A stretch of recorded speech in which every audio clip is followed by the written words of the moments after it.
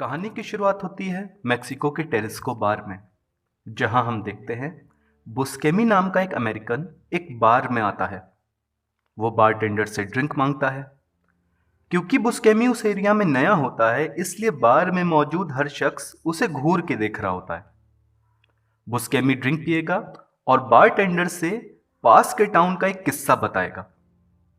बुस्केमी बताएगा कि कल जब वो पास के टाउन में ड्रिंक पीने गया था, तो जिस क्लब में वो ड्रिंक पी रहा था, उस क्लब में एक काले कपड़ों में एक शख्स आया जिसके पास एक गिटार केस था। लेकिन ताज्जुब की बात है, उस गिटार केस में गिटार के बजाय वेपन्स थे। अब चाहे बारटेंडर हो या बार में मौजूद बाकी जो शख्स हों, वो बुस्केमी की स्टोरी पे बिल्कुल भी ध्यान नहीं दे रहे थे। लेकिन तब भी बुस्केमी अपनी स्टोरी सुनाता रहता है। वो आगे बताता है कि वो काले कपड़ों वाला आदमी जिसके गिटार केस में वेपन्स थे, वो किसी बूचो नाम के आदमी को ढूंढ रहा था। अब जैसे ही बुस्केमी बूचो का नाम लेगा, बार में मौजूद हर शख्स के कान खड़े हो जाएंगे और वो बुस्केमी की स्टोरी को ध्यान से सुनने लग जाएंगे। बुस्केमी बताएगा कि उस गिटारिस्ट ने अपने हथियार निकाले और बार में मौजूद हर शख्स को मौत के घाट उतार दिया और फिर बिना कुछ कहे वो वहां से चला गया। अब बारटेंडर बुस्केमी से कहेगा, क्या तुमने उस गिटारिस्ट का शक्ल देखी थी, उसका चेहरा देखा था? तो बुस्केमी कहेगा कि नहीं, डर के मारे मेरी हालत इतनी खराब हो गई थी कि मैं उसका चेहरा ही नहीं देख पाया। अब इतना ही कह के बुस्केमी वहां से चला जाएगा। अगले सीन में हमें दिखाया जाएगा एक क्लब, जहां पे हमारा हीरो मरियाची गिटार बजा के गाना गा के ऑडियंस का मनोरंजन कर रहा होगा। इसी गाने के दौरान हम ये देखेंगे कि एक गुंडा एक लड़की को छेड़ रहा होता है, उसे बहुत परेशान कर रहा होता है। तो हमारा हीरो मरियाची अपने गिटार के हत्थे से उसके मुंह पे हमला करेगा और उससे वहीं चित कर देगा। वो अपना गाना कंटिन्यू करेगा और गाने को कंप्लीट कर देगा। लेकिन ताज्जुब की बात यह है कि ऑडियंस में से भी कोई भी शख्स ताली नहीं बजा रहा होता है, सिवाय एक के। मरियाची जब उठ के देखेगा तो देखेगा एक वाइट कोट में आदमी खड़ा है जो तालियां बजा रहा है। इस आदमी का नाम मोको होता है और दरअसल ये क्राइम लॉर्ड होता है। और मरियाची ने अपने गिटार के हैंडल से जिस आदमी को मारा होता है, वो दरअसल मोको का ही आदमी होता है। तो मोको इतना ज्यादा गुस्सा हो जाएगा मरियाची के ऊपर कि मरियाची की गर्लफ्रेंड को गोली मार देगा और मरियाची से कहेगा कि तुम बहुत अच्छा गिटार बजाते हो, लेकिन आज के बाद नहीं बजा पाओगे।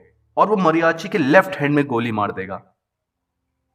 मरियाची की आंख खुलेगी, यानी कि ये पूरा क्लब वाला जो सीन था, ये एक फ्लैशबैक सीन था जो वो सपने में देख रहा था। मरियाची के दरवाजे पे कोई नॉक करेगा, वो दरवाजा खोलेगा तो देखेगा कि वो बुस्केमी है।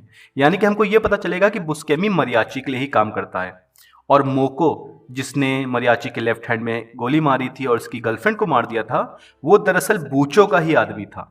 इसलिए हमारा हीरो मरियाची बूचो को ढूंढ रहा है मारने के लिए और बुस्केमी उसके लिए खबरी का काम करता है। बुस्केमी कहेगा कि जब वो टेरिस्को बार में गया था और जैसे ही उसने बूचो का नाम लिया था, तो बार में मौजूद हर शख्स के कान खड़े हो गए थे। यानी कि उस बार का कुछ लेना देना जरूर है बूचो से। लेकिन वो मरियाची से रिक्वेस्ट करेगा कि प्लीज इस बार ज्यादा खून खराबा मत करना, क्योंकि तुमको केवल बूचो से मतलब है। एक्स्ट्रा लोगों को फर्जी में मारना ठीक नहीं है और आखिर ये खून खराबा तुम कब तक करते रहोगे? तो मरियाची कहेगा कि बूचो के मरने के बाद वो ये जिंदगी छोड़ देगा, यानी क्राइम वाली जो लाइफ है छोड़ देगा और ये सब खून खराबा बंद कर देगा। हमारा मरियाची अपने कपड़े पहनेगा, अपना गिटार केस लेगा और टेरिस्को बार की तरफ चल देगा। हम देखेंगे कि बूचो का इंट्रोडक्शन होगा और हमें यह बताया जाएगा कि बूचो इस टाउन का बेताज बादशाह है और वो ड्रग का काम करता है और मिलियंस ऑफ डॉलर्स छापता है। और ये जो टेरिस्को बार है, ये दरअसल बूचो का ही बार है और ये कहने को तो एक बार है, लेकिन अंडरग्राउंड तरीके से देखा जाए तो यहां ड्रग का ट्रेड चलता है। आगे हम देखेंगे कि एक अनजान शख्स जिसके हाथ में थ्रोइंग नाइफ्स होते हैं, वो टेरिस्को बार के बाहर खड़ा होगा और उसके दरवाजे को घूर रहा होगा। शायद वो उस बार पे नजर रख रहा हो। दूसरी तरफ हमारा हीरो मरियाची भी टेरिस्को बार पहुंच जाएगा। वो फुटपाथ पे बैठा ही होगा कि वहां पे एक छोटा बच्चा उसके पास आके बैठ जाएगा। उस बच्चे के पास भी एक छोटा सा गिटार होगा और वो मरियाची के गिटार केस को देख के शायद अट्रैक्ट हो गया होता है।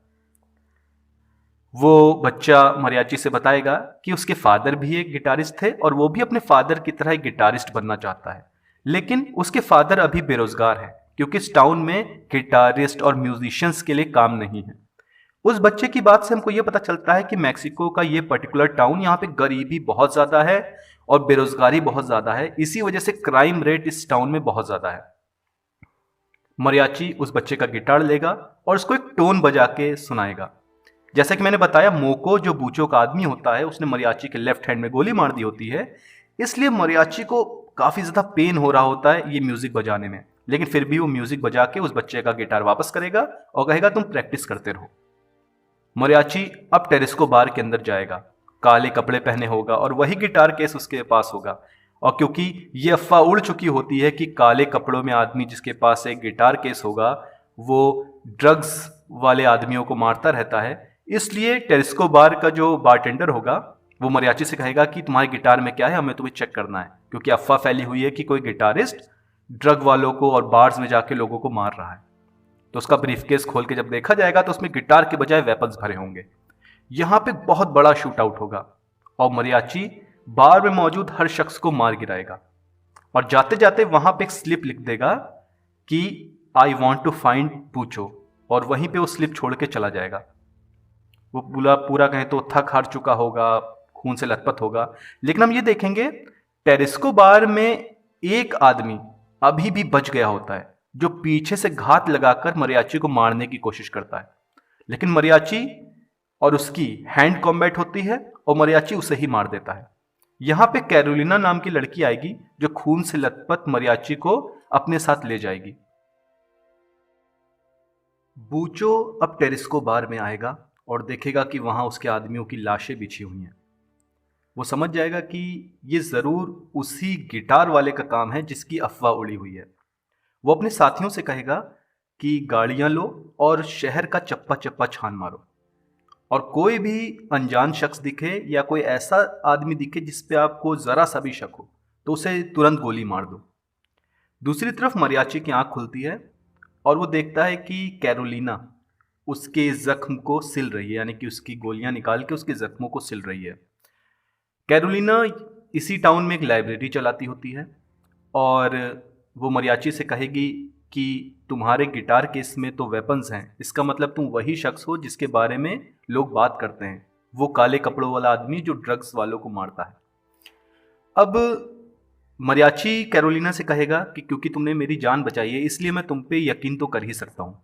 मैं अपना गिटार केस यहाँ छोड़ के जा रहा हूँ, मुझे चर्च जाना है, तो तब तक तुम मेरे गिटार केस की ज़रा हिफाजत करना। मरियाची चर्च जाएगा और वहाँ पे कन्फेस करेगा। तो कन्फेशन बॉक्स के दूसरी तरफ चर्च के फादर के बजाय उसका दोस्त बुस्केमी ही बैठा होता है और वो बहुत ज़्यादा नाराज़ होता है मरियाची पे। वो मरियाची से कहता है कि मैंने तुमसे कहा था कि ज़्यादा खून खराबा मत करना, लेकिन तुमने तो पूरे टेरेस्को बार के लोगों को ही साफ कर दिया। और उससे ये भी कहेगा कि मैंने बूचो के बारे में पता किया है और वो इतना खतरनाक इंसान है कि उससे पंगा लेना यानी अपनी मौत को दावत देना है, इसलिए बूचो से पंगा लेने का जो तुम्हारा प्लान है उसको भूल जाओ। तो मरियाची कहेगा कि नहीं, वो कैसे भूल जाए कि उसकी गर्लफ्रेंड को बूचो के लोगों ने मारा था। तो बुस्केमी कहेगा कि मुझे माफ़ करो, मुझे भी और जीना है, इसलिए बूचो वाले पंगे में मुझे अब मत फंसाओ क्योंकि वो बहुत ज़्यादा खतरनाक इंसान है। अब मरियाची उसके पीछे पीछे जाएगा और बुस्केमी से कहेगा कि ठीक है, शायद तुम सही कह रहे हो, आखिर इस खून खराबे से हासिल क्या होगा, मेरी गर्लफ्रेंड कोई वापस तो आ नहीं जाएगी, इसलिए ठीक है, मैं इस बूचो वाले मामले से पीछे हट रहा हूँ। तो बुस्केमी कहेगा कि ये तुमने बहुत अच्छी तुम्हारी थिंकिंग है, अब एक काम करो, जल्दी से जल्दी शहर के बाहर निकल जाओ। आपको याद होगा वो थ्रोइंग नाइफ वाला आदमी जो टेरेस्को बार के बाहर खड़ा हुआ घूर रहा होता है दरवाजे को, वो वहां पे आएगा और अपनी थ्रोइंग नाइफ से हमला करेगा और कई सारे थ्रोइंग नाइफ्स वो बुस्केमी की तरफ मारेगा और बुस्केमी वहीं पे मर जाएगा। वो मरियाची की तरफ भी खूब सारे थ्रोइंग नाइफ्स फेंकेगा जो उसके हाथ उसके पैर में भुग जाएंगे, लेकिन किसी तरीके से मरियाची वहां से भागने की कोशिश करेगा। और जैसा कि मैंने आपको बताया था कि बूचो ने अपने आदमियों को भेजा है कि टाउन का चप्पा चप्पा छान मारो और कोई भी अनजान शख्स दिखे तो उसको गोली मार दो, तो वो लोग भी वहां आ जाते हैं बूचो के आदमी। और वो थ्रोइंग नाइफ्स वाला जो आदमी होता है वो भी शायद उस एरिया में नया होता है, इसलिए वो लोग तुरंत गोलियां चलाएंगे और उसे मार देंगे। इसका ही फायदा उठा के मरियाची वहां से किसी तरीके से भाग निकलेगा खून से लथपथ। मरियाची बहुत ज्यादा घायल है, खून उसके जिस्म से टपक रहा है। वो देखेगा कि वही छोटा बच्चा गिटार वाला जो उसको टेरेस्को बार के बाहर मिला होता है, वो अपना गिटार लिए रोड के किनारे खड़ा होगा। तो मरियाची उससे कहेगा कि तुम यहाँ क्या खड़े कर रहे हो, मैंने तो तुमसे कहा था कि तुम प्रैक्टिस करते रहना।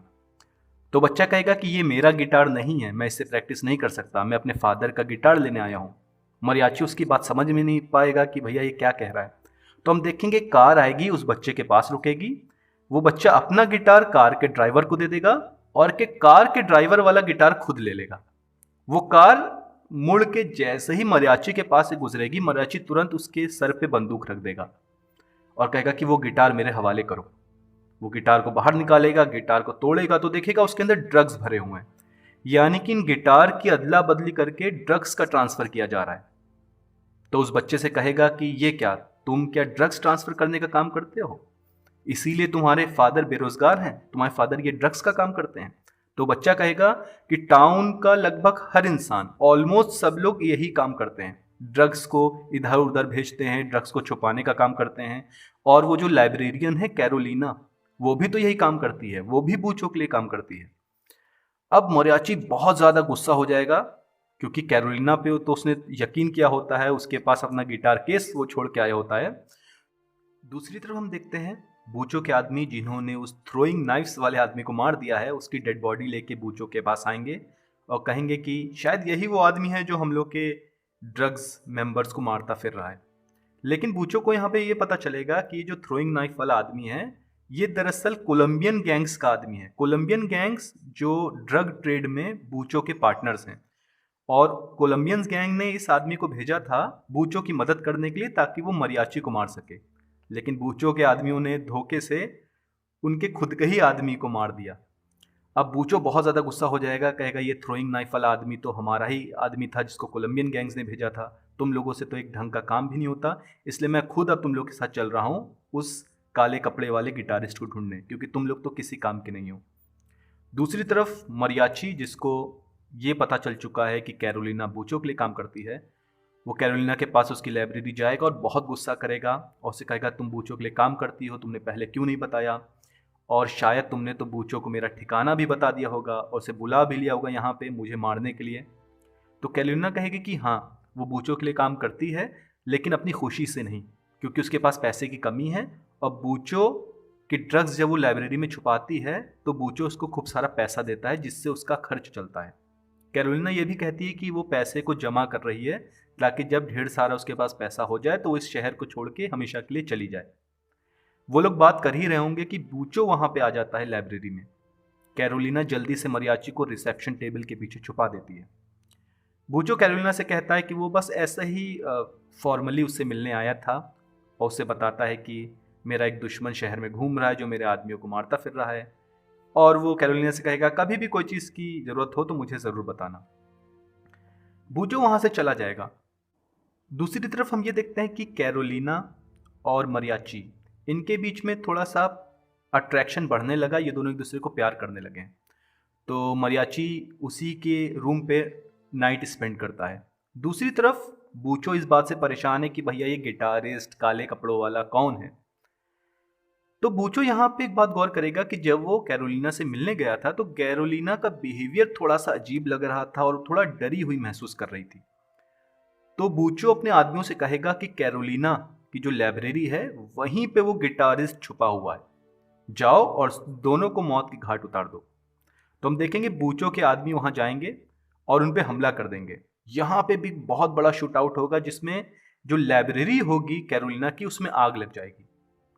लेकिन मरियाची और कैरोलिना किसी तरीके से अपनी जान को बचाते हुए वहां से भाग निकलेंगे और पास की एक बिल्डिंग की छत पे छुपे होंगे। बूचो को पता चलेगा कि उसके आदमी दोबारा मारे गए हैं, मरियाची ने दोबारा उसके आदमी को मार दिया है, तो वो भी कैरोलिना की लाइब्रेरी आएगा। मरियाची और कैरोलिना जो छत पर छुपे होते हैं पास की बिल्डिंग में, वो देखेंगे कि बूचो वहाँ खड़ा है। तो मरियाची अपनी स्नाइपर वाली रिवॉल्वर निकालेगा और निशाना सेट करेगा बूचो के पर और उसको मारने की सोचेगा। लेकिन जैसे ही बूचो पलटेगा और मरियाची उसका फेस देखेगा, पता नहीं क्यों मरियाची ट्रिगर पर से अपनी उंगली हटा देगा और अपनी गन को नीचे कर देगा। कैरोलिना पूछेगी कि ये तुम क्या कर रहे हो, तुम्हारे पास एक क्लियर शॉट है, मार दो उसको। तो मरियाची कहेगा कि नहीं, चलो यहाँ से चलो। अब कैरोलिना समझ ही नहीं पाएगी कि आखिर मरियाची ने ऐसा क्यों किया, उसने बूचो को क्यों नहीं मारा। दूसरी तरफ हम देखेंगे कि मरियाची और कैरोलिना एक रूम पर हैं और मरियाची कैरोलिना से कहेगा कि तुमने कहा था कि तुमने लाइब्रेरी में पैसा छुपा के रखा है, हम उस पैसे को लेते हैं और इस शहर को छोड़ के निकल जाते हैं। तो कैरोलिना कहेगी कि जो पैसा मैंने लाइब्रेरी में रखा था, लाइब्रेरी में तो आग लग चुकी, यानी मेरा जितना भी पैसा है वो जल के खाक हो गया। मरियाची कहेगा कि अब 1-on-1 की टाइम है, यानी कि इस पार या उस पार। तो मरियाची अपने 2 साथियों को बुलाएगा और उनसे कहेगा कि हमें बूचो के गैंग पे पूरे तरीके से हमला करना है। तो हम यहाँ पे देखेंगे एक फुल ऑन गैंग वॉर होगा, जिसमें मरियाची और उसके 2 साथी पूरे तरीके से टूट पड़ेंगे बूचो के गैंग पर। यहाँ पे एक बहुत बड़ा गन फाइट होगा। इस गन फाइट के दौरान मरियाची के दोनों साथी मारे जाएंगे और वो छोटा बच्चा, वही गिटार वाला बच्चा जो टेरेस्को बार के बाहर मिला था मरियाची को, वो भी इस क्रॉस फायरिंग में घायल हो जाएगा। मरियाची उस बच्चे को हॉस्पिटल में ले जाके एडमिट कर देगा और वो कैरोलिना से कहेगा कि तुम जानती हो कि बूचो का ठिकाना कहाँ पे है। तो कैरोलिना कहेगी कि हाँ मैं जानती हूँ। तो कहेगा कि चलो वहां पे मुझे ले चलो। तो मरियाची और कैरोलिना बूचो के ठिकाने पे जाएंगे और बूचो देखेगा कि मरियाची जिसने काले कपड़े पहने हुए हैं और वो तुरंत उसको देख के कहे तो गले लगा लेगा। और हमको ये पता चलेगा कि मरियाची जो है वो दरअसल बूचो का भाई होता है, लेकिन मरियाची ने बहुत छोटी एज पे ही अपने घर को छोड़ दिया होता है। बूचो बहुत ज्यादा गुस्सा होगा कि उसका भाई ही वो शख्स है जो गैंग मेंबर्स को मार रहा है और उसके ड्रग्स को और उसके कारोबार को इतना नुकसान पहुंचा रहा है। तो बूचो कहेगा कि तुम मेरे भाई हो, इसलिए मैं तुमको माफ कर देता हूं, लेकिन तुम्हें इसकी सजा तो जरूर मिलेगी। तुम इस लड़की कैरोलिना से प्यार करने लगे हो, इसलिए मैं इसको अब मार दूंगा। बूचो अपनी रिवॉल्वर निकालेगा और कैरोलिना को गोली मारने की कोशिश करेगा, लेकिन मरियाची भी अपनी गन निकालेगा और बूचो को गोली मार देगा और उसके गैंग के जो बाकी मेंबर्स बचे हुए हैं उन्हें भी गोली मार देगा। अगले सीन में हम देखेंगे मरियाची और कैरोलिना शहर छोड़कर जा रहे हैं। मरियाची अपने गिटार केस को पीछे ही छोड़ देगा और कहेगा कि अब उसे इस गिटार केस और इस खून खराबे वाली जिंदगी की जरूरत नहीं है। लेकिन फिर हम देखेंगे कि वो अपनी गाड़ी को दोबारा रिवर्स में ले आएंगे और गिटार केस को दोबारा उठा लेंगे और मरियाची कहेगा कि शायद फ्यूचर में मुझे इसकी दोबारा जरूरत पड़े और यहीं पे ये स्टोरी खत्म हो जाएगी। तो उम्मीद करता हूँ कि आपको वीडियो पसंद आया होगा। Thank you.